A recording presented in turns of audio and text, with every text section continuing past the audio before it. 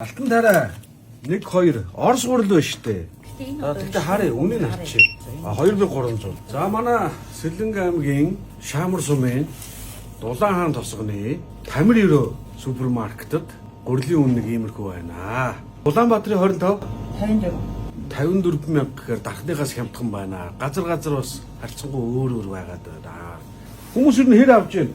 25-аар нь авч гэнэ үү, 5-аар нь авч гэнэ үү, яаж авч гэнэ? Өгөөжийн 25 нь 52.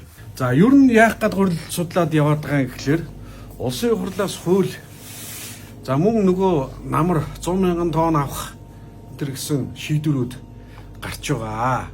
За энэ шийдвэрийн биелэлт нь Төв, Дархан, Сэлэнг аймагуудын за энэ газар тариалангийн бизнес эрхлэгчдийн хувьд бол онцгой шийдвэр байх ёстой маа. За энэний хэрэгжилтийг хангуулах гад өдийнөөс газар тариалангийн ажил, хаврын ажил эхлэхдээ зэрэгцүүлээд судалгааны ажил явагдаж байгаа маа. За баярлалаа.